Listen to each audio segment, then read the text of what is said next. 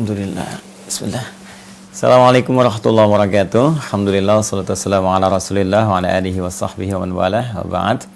Saudara-saudariku dimanapun Anda berada, Alhamdulillah hari ini sudah sampai hari Senin 5 Syawal 1442 Hijrah. Alhamdulillah, semoga kita disampaikan dalam keadaan yang lebih baik, diberi kesempatan untuk menyempurnakan siam sunnah kita. Barangkali sudah ada yang mulai hari ini ya, di 6 hari puasa di bulan Syawal itu. Bagi yang belum mulai juga kita nanti ada masih waktu terbentang untuk bisa menekuni sunnah Nabi ini yang datang setahun sekali.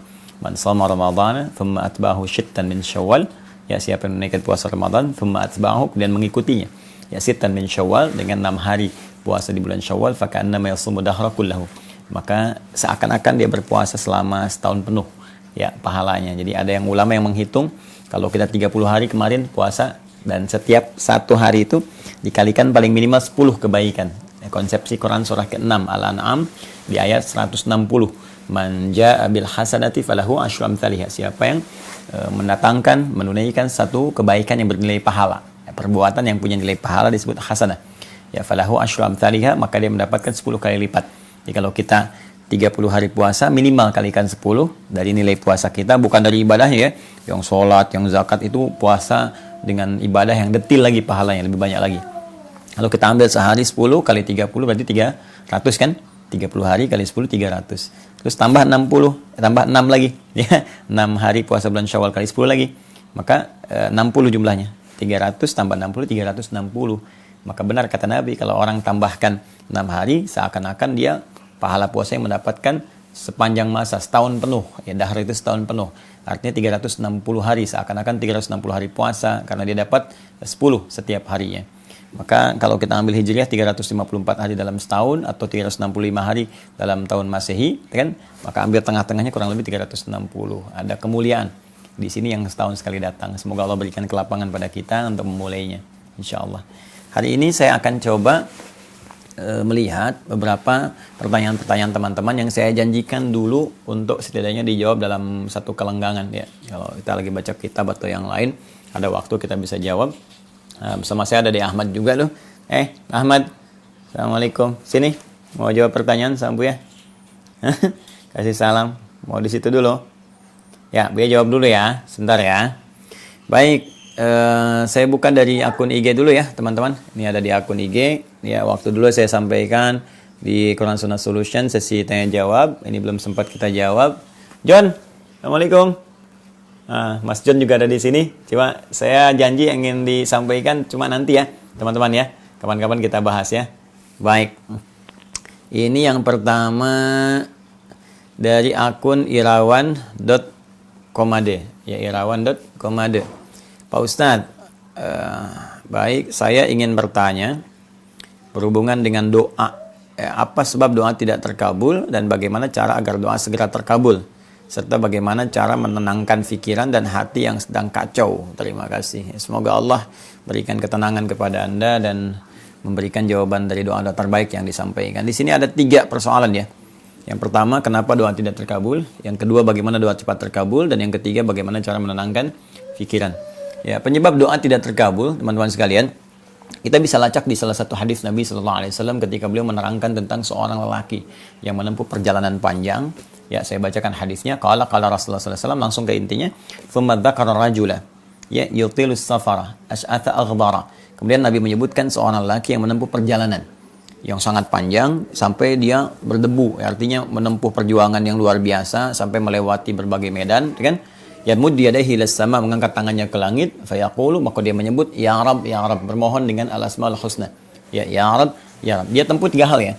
Dia tempuh 3 hal. Satu, yaitu menempuh perjalanan panjang untuk berdoa. Sedangkan di salah satu keterangan, doa orang dalam perjalanan itu cepat dikabul. Yang kedua, yamuddu yadayhi ilas sama, dia mengangkat tangannya ke langit. Sedangkan mengangkat tangan bagian dari hal yang memudahkan doa terjawab. Ada hadis lain mengatakan innallaha hayyun karimun. Sungguh Allah itu hayyun, maha pemalu, karimun, maha mulia. Dan akan merasa sangat malu kalau tidak mengabulkan doa orang yang mengangkat tangannya. Ya, ketika ditanya oleh seseorang, ya Rasulullah, ya apakah doaku, kurang lebih bahasa kita ya, terkabul dengan mengangkat tangan ini bermohon kepada Allah? Ya, maka Nabi balik bertanya, bagaimana jika ada seorang menengadahkan tangannya kepadamu dan memohon sesuatu, apakah engkau akan berikan? Ya kata dia, aku malu kalau nggak ngasih. Maka kata Nabi, komen Nabi pertama, innallaha hayyun karimun. Sungguh Allah lebih pemalu daripada engkau, lebih mulia daripada engkau. Allah sang pencipta dan sangat merasa malu jika tidak mengabulkan permohonan hamba yang tengah menengadahkan tangan kepadanya. Ini hadisnya sahih, ya kan? Akhirnya yang ketiga adalah menggunakan al-asma al-husna. Ini kaidah yang ada di Quran surah ke-17, Al-Isra ayat 110.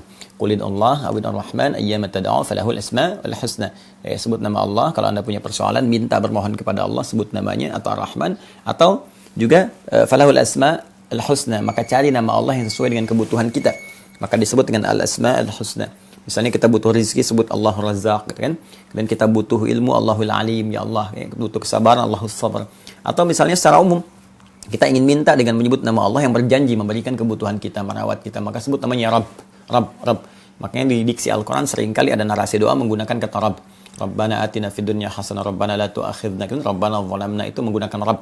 Karena Allah berjanji dalam Al-Quran saat kita masih dalam kandungan usia 4 bulan, berkomitmen dan memohon kepada Allah, Allah mengatakan dengan kalimat Rabb ingin memenuhi kebutuhan kita, sepanjang kita pun komitmen untuk mengesahkan, mentauhidkan Allah Subhanahu wa Ta'ala. Itu di Quran surah ke-7, Al-A'raf ayat 172. Wa idh akhadha rabbuka min bani adama min zuhurihim dzurriyyatahum wa asyhadahum ala anfusihim alastu bi rabbikum. Ya, kemudian kita menjawab qalu bala syahidna. Ya, kita mengatakan kami bersyahadat ya Allah, Allah menjanjikan dengan Rabb. Makanya sering kita mengatakan ya Rabb. Dan orang ini melakukan ketiganya. Perjalanan jauh, kemudian mengangkat tangan, ketiga menyebut al-asma al-husna. Seharusnya doa dia 3 kali lebih cepat dikabulkan dari orang biasa. Tapi apa yang terjadi? Anna yustajabu lahu. Kata Nabi, anna yustajabu lahu. Bagaimana doanya bisa dijawab? Ya, ternyata penyebabnya adalah, ini yang paling luar biasa. Dia melakukan 3 hal yang mempercepat terkabulnya doa, tapi saat yang bersamaan, kata Nabi tidak berfungsi apa-apa. Ya, karena ada persoalan. Apa persoalannya? Mat'amu haram, makanannya haram. Mashrabu haram, ya kan? Minumannya haram. Malbasu haram, pakaiannya haram. Maghudhiya biharamin, perangkat hidupnya haram. Ya, ternyata yang haram-haram itu bisa menyekat hadirnya sesuatu yang harusnya Allah berikan kepada kita. Ya, saya beri contoh gini misalnya. Ya, kita kalau ada gelas ya. Gelas ya kan? Gelas itu kan ada atasnya, ada tutupnya kan? Kalau ditutup. Kalau enggak kan semua masuk kan? Ya, tapi kalau kita tutup, maka tersekat tuh, apapun yang mau masuk sulit. Kalau ringan, tembus. Tapi kalau keras, ya balik lagi mental. Ya seperti itulah cawan hati kita. Kalau kita bermohon dengan kebeningan, air bening masuk, susu masuk, kopi masuk, yang enak-enak masuk semua. Tapi ketika dia ditutup tuh dengan maksiat, tutup dengan maksiat, menutup. Kata Nabi di hadis Muslim, naktah sauda, mulai menutup. Ya, kalau masih ringan, masih ada tembus dikit-dikit. Tapi kalau sudah berat, mantul lagi. Nah, maksiat ini, perbuatan dosa ini, itu yang menghambat kebaikan itu masuk dalam diri kita. Sedangkan Allah itu thayyibun, innallaha thayyibun la yaqbalu illa thayyibah. Allah itu maha baik, ya, tidak menerima kecuali dari yang baik-baik, dan tidak sampai kepada kita pun anugerah Allah karena Allah maha baik, nggak akan menyatu dengan yang kotor. Ya, jadi harus kita bersihkan dulu, harus dihilangkan dulu yang kotor-kotornya ini. Ya, karena itu maksiat, harta haram, ya kan? Makanan haram dan sebagainya itu tidak sangat sulit untuk mendatangkan jawaban dari doa, termasuk juga hidayah. Hidayah itu Allah berikan, cuman mental kadang-kadang. Ini yang menyebabkan telinga dengar adzan nggak peka. Lihat orang sholat, nggak ada getaran, kan? Yang tembus ke dalam jiwanya. Disampaikan ceramah kebaikan malah anti, ya, malah menyoal atau kadang-kadang mencela dan sebagainya. Nah, ini menunjukkan ada sesuatu yang salah dalam perilaku hidupnya. Maka apa yang harus dilakukan supaya doanya kemudian cepat terjawab? Yang pertama dia tobat dulu. Ya, tobat dulu. Tobat kembali pada jalan yang benar. Tinggalkan yang haramnya. Tinggalkan yang haramnya, tinggalkan perbuatan buruknya. Haram itu bisa karena perilaku anggota tubuh, misal mata menatap yang salah, telinga dengar maksiat, lisan bicara pada yang kotor, atau masuk lewat perut, ya, dari mulut lewat ke perut, ya, dari makanan haram tadi, ya, minuman haram, perangkat hidup haram itu tinggalkan. Ya, begitu kita tinggalkan, Allah pertama berikan ketenangan dalam jiwa kita. Nah, ketenangan ini begitu ada, hadir dalam jiwa kita, nanti baru kita bermohon Allah kabulkan. Ya, kadang-kadang kita diminta untuk beribadah dulu untuk menutup dosa-dosa kita sebelumnya. Seakan ingin mengatakan gampang, doa dikabulkan itu gampang. Tapi kalaupun dikabul, sementara kamu masih banyak dosa, bagaimana menutupnya? Maka kita kadang-kadang dipacu untuk meningkatkan ibadah. Ya, orang tuh berhijrah kan, nggak langsung doa dikabul. Tiba-tiba kemudian malah yang terjadi 2 hal. Ya, satu dilatih untuk ibadah dulu, rajin dulu tahajudnya, rajin puasanya dulu. Terus tiba-tiba ada yang hilang. Ya, ke masjid mau tobat, pulang hilang sendal. Ya, boleh jadi ya di sendal itu mungkin ada sebagian dulu yang kotor. Bukan di sendalnya, mungkin di harta yang lainnya. Ya, karena kamu sekarang sudah baik, yang haramnya Allah tinggalkan. Nah, persepsinya bisa jadi begitu. Ya, supaya diganti nanti dengan yang lebih baik lagi, dari harta yang lebih baik. Kalau kita sudah menyadari konsepsi ini, dan kita akan tenang ya dalam menyikapi ini semua, sudah mulai meningkat ibadah, ada halawatul iman, enak rasanya meningkat ibadah, sudah baik, ini tandanya tobat diterima. Jadi yang jelek-jelek tadi ditinggalkan, maksiat sudah nggak mau dilakukan lagi dari mata sampai dengan ujung kaki, ujung kepala sampai ujung kaki, kita tinggalkan. Nikmat ibadah ini tanda kemudian taubat diterima. Kalau sudah begitu, maka lakukan beberapa cara yang langsung diisyaratkan dalam Al-Quran untuk mempercepat terkabulnya doa. Seperti Quran surah kedua, Al-Baqarah, saat Ramadan kemarin saya sampaikan. Ayat 186 kan, wa idza sa'alaka 'ibadi 'anni fa inni qarib ujibu da'watad da'i idza da'an falyastajibu li wal yu'minu bi la'allahum yarshudun. Muhammad SAW, jika ada hambaku bertanya padamu mencari-cari aku. Ya, hamba di sini ada dua kemungkinan. Bisa hamba yang dimaksudkan hamba yang saleh, seperti Allah firmankan di surah Al-Furqan itu, wa ibadur rahmanil ladzina yamshuna 'alal ardi hauna, itu hamba yang saleh. Wajar dia mencari Allah mendekat untuk meningkatkan ibadah, ada. Yang kedua hamba yang salah, yang di surah Az-Zumar itu, surah 39 di ayat 53. Ya wa qul ya ibadiyalladzina asrafu ala anfusihim la taqnatu min rahmatillah. Katakan Muhammad SAW pada hamba-hambaku yang banyak berbuat salah dalam hidupnya, dia jangan putus asa dari rahmatku. Sepanjang dia mau kembali kepadaku, aku terima dia. Innallaha la yaghfiru dzunuba jami'a. Ya innallaha yaghfiru dzunuba jami'a. Allah akan ampuni dosa-dosanya. Sungguh Allah akan mengampuni seluruh dosa dia sepanjang dia mau bertobat kepada Allah. Ya, maka apa yang harus dilakukan? Dua hamba ini ketika mencari Allah, yang satu meningkatkan amal saleh, yang kedua tobat dari salah. Ya, begitu dia bertobat, selesai itu tadi, maka apa yang harus dia kerjakan? Kata Allah langsung dijawab sebelum bertanya. Uji budang watad da'i. Pasti mau minta, pasti mau doa. Yang soleh minta surga, kan? Yang salah minta penerimaan tobat, minta rahmat, minta kebaikan, minta rezeki, minta macam-macam. Kata Allah, uji budang watad da'i idza da'an. Aku pasti akan jawab semua doa-doa hambaku, baik sekarang, nanti, ataupun saat dia kembali kepadaku. Kalau belum, itu layak untuk dia dapatkan di dunia, Allah akan berikan di akhirat. Allah mengabulkan apa yang dibutuhkan, bukan apa yang diinginkan. Kadang bukan kebutuhan kita sekarang, kadang nanti apa yang kita harapkan itu Allah berikan sesuai dengan aspek yang bisa meraih kemaslahatan untuk kehidupan kita. Maka kalau ingin cepat dikabulkan, ya falyastajibu li, maka cepat respon seruanku, kata Allah. Ya, kita menuntut hak dari Allah, tapi hak Allah nggak kita selesaikan. Maka kalau kita pengen cepat dikabulkan, cepat pula respon surat Allah. Secepat kita merespon, secepat itu pula Allah memberikan jawaban kepada kita. Karena itu Allah uji dalam sehari, ya, diseru kita oleh Allah lewat suara muadzin, salat misalnya. Ya, coba direspon nggak? Nah, sekarang biasakan. Zuhur respon, asar respon, maghrib respon, isya, subuh, bahkan kalau bisa lebih cepat merespon. Subuh 4.35, ya, Anda siap-siap dari jam 4 misalnya kan. Nah, itu ketika Anda menyiapkan lebih dari semestinya, dituntut 4:30, tapi jam 4 siap-siap, maka Allah pun akan berkenan mengabulkan lebih cepat dari apa yang Anda bayangkan. Jadi kalau ingin cepat doa dikabulkan, latihan meningkatkan amal soleh, itu kuncinya. Ya, amal soleh itu kalau ditingkatkan, takwa namanya. Takwa itu latihan untuk meningkatkan amal soleh, sehingga ada hasil kedekatan dengan Allah. Makanya turunan takwa itu amal soleh.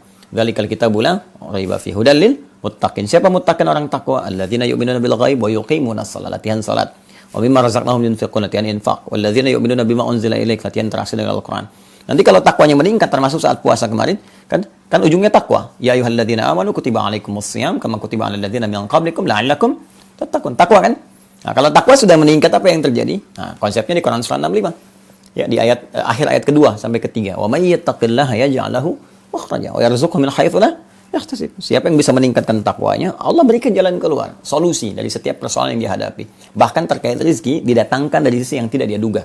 Sampai nanti kalau masuk ke ayat keempat selanjutnya, wa may yattaqillaha yaj'al lahu min amri yusra. Kalau dia bisa meningkatkan lagi, maka semua sisa aktivitasnya dimudahkan oleh Allah. Mudah. Ya, wal yu'minu bi.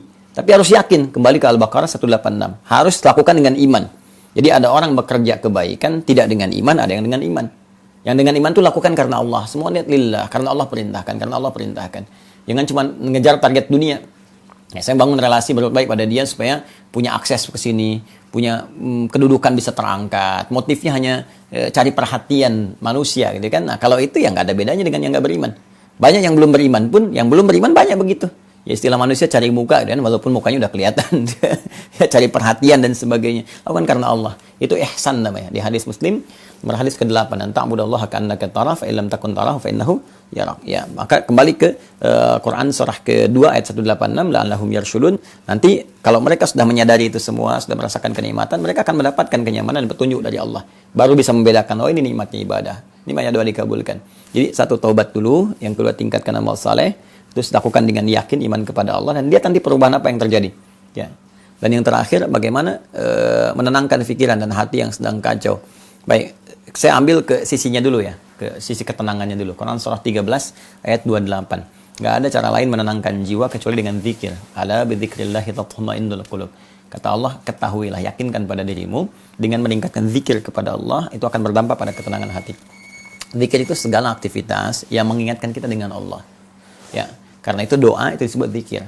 Quran surah ke-7 ayat 205. Wadhkur rabbaka fi nafsika tadarruan wa khifatan wa dunal jahri minal qaul. Ayo kamu berdoa kalau punya masalah, sebut nama Allah. Tapi segenap jiwamu, jangan cuma di lisan, segenap jiwamu dengan khusyuk, dengan penuh harap. Makanya saat berdoa kita cenderung tenang, walaupun solusi belum datang pada saat itu, tapi ketenangan ada. Karena tertumpahkan apa yang dirasakan, ya keluar dari keadaan jiwa kita. Maka tapi minta sepenuh jiwa supaya merasa lebih nyaman. Ya, kemudian baca Quran itu zikir. Quran surah 15 ayat 9. Inna nahnu nazzalna dzikra wa inna lahu lahafidhan. Kami telah turunkan Al-Quran sebagai zikir. Jadi kalau sedang tidak tenang, ya alih-alih melakukan hal yang tidak positif, lagi bikin status yang enggak jelas, lebih baik wudu, buka mushaf, ada kiblat, itu ada ketenangan. Ya, kemudian ya kalimat thayyibah, sebut misalnya subhanallah, alhamdulillah, zikir, Allahu akbar, astagfirullah, istighfar, rabbana la tu'akhidna in nasina wa akhtana, ya rabbana zalamna anfusana, ya rabbana, misalnya apa aja yang kita bisa sampaikan, mohon kepada Allah dengan zikir-zikir terbaik, atau subhanallah, alhamdulillah, Allahu akbar, istighfar, astaghfirullah. Nah, itu termasuk zikir. Quran surah keempat ayat 103. Fa idza qadaytumus salata fadhkurullah. Jika Anda telah tuntas mengerjakan salat, berzikirlah kepada Allah. Kita ucapkan subhanallah, alhamdulillah, Allahu akbar. Itu memberikan ketenangan pada jiwa. Boleh saat gelisah pun kita sampaikan itu. Dan puncaknya salat. Ya, karena salat itu puncak dari zikir. Istighfar ada dalam salat, subhanallah ada di salat, alhamdulillah ada di salat, Allahu akbar ada di salat, ngaji ada di salat, ya doa ada di salat. Yang semua tadi ada di salat. Ya, makanya ketika Anda menunaikan salat itu bagian dari zikir. Quran surah ke-20 ayat 14. Innani anallahu la ilaha illa ana fa'budni wa aqimis salata li dzikri.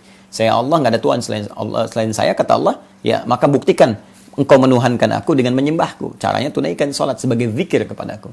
Jadi ambil wudu, kemudian setelah itu kita salat, kalau bisa ke masjid, salat 2 rakaat tahiyatul masjid, ya, atau misalnya salat wudu sesuai misalnya waktunya, bisa kal duha atau yang lain, tunaikan dan penuh harap kepada Allah. Itu cara terbaik untuk menenangkan jiwa. Jadi 3 ini kita simpulkan, setelah taubat kepada Allah, tingkatkan amal soleh dan perbanyak zikir dengan menunaikan amal soleh tadi. Nah, semoga dengan itu insyaallah terlengkapi dan diberikan kemuliaan oleh Allah Subhanahu wa taala. Baik, kurang lebih demikian akun irawan.komade ya. Satu lagi. Assalamualaikum, waalaikumsalam warahmatullahi wabarakatuh. Dari akun Murlasnita, saya mau tanya obat herbal rempah pH7 di mana bisa membelinya buat ibu saya yang sedang sakit masa pemulihan dari COVID. Izin disampaikan, rempah pH7 nggak dijual, tapi dibagikan secara gratis. Sekali lagi ya, tidak dijual, tapi dibagikan secara gratis. Ya, kamera nggak usah ngikutin saya mau nunjukkan aja. Ya, alhamdulillah bersamaan dengan adzan mudah-mudahan berkah. Nah ini teman-teman, ini dia rempah pH7 ya. Dan ada tulisan tidak diperjualbelikan, khusus untuk lingkungan internal. Internal itu maksudnya yang pengen, ya, bukan lingkungan kita, enggak. Yang pengen nyampaikan, ya. Nah, jadi tinggal teman-teman ngajukan saja. Kemana ngajukannya? Ini sambil adzan saya jawab ya, teman-teman. Nanti kita berhenti di satu pertanyaan ini karena tanggung. Bismillah. Nah ini ada namanya Ustadz Fadil yang bertanggung jawab. Baik, terkait dengan pH7. Nah, ini dia nomornya. Saya sampaikan ya, teman-teman bisa save nomornya. Bismillah. 0812 ya, 0812 1091 2570. 0812 1091 2570 ya. Insyaallah. Saya ulang ya, 0812 1091 2570. Namanya Ustadz Fadil, beliau koordinator ya untuk pH rempah 7. Bisa juga minta lewat web Quantum Akhir ya. Sampaikan di situ permohonan, nanti dicek ke beliau, tapi cuma nerima WA ini ya, message ya. Nggak nerima telepon ya. Nggak nerima telepon, cuma WA message. Kalau telepon nanti tiap hari terus ya, karena banyak nanti. Nanti ketika Anda kirim pesan, automatically langsung tersambung jawaban bagaimana perangkat yang harus kita lakukan. Biasanya nanti Anda ditanya daerah mana, masukkan data, lalu kirim ongkos kirim aja. Ongkos kirimnya berapa ke situ, ya. Dari ongkos kirim ini nanti kemudian dipaketkan ini sampai ke kita. Assalamualaikum Mas Ahmad. Muhammad sudah datang. Sini, kita dadahan dulu. Assalamualaikum. Sini Bu ya. Ini Bu ya. Mau di situ dulu. Baik, kalau begitu kita akhiri dulu teman-teman sekalian. Ahmad sudah ada di sini, John juga ada di belakang, tapi Johnny nanti lain waktu saya perkenalkan, masih sibuk. Assalamualaikum John. Kasih suaranya dong sama pemirsa. Assalamualaikum. Alhamdulillah. Nanti kita sambungkan teman-teman. Allahu akbar, Allahu akbar. Subhanakallahumma bihamdika asyhadu an la ilaha illa anta astaghfiruka wa atubu ilaik. Assalamualaikum warahmatullahi wabarakatuh.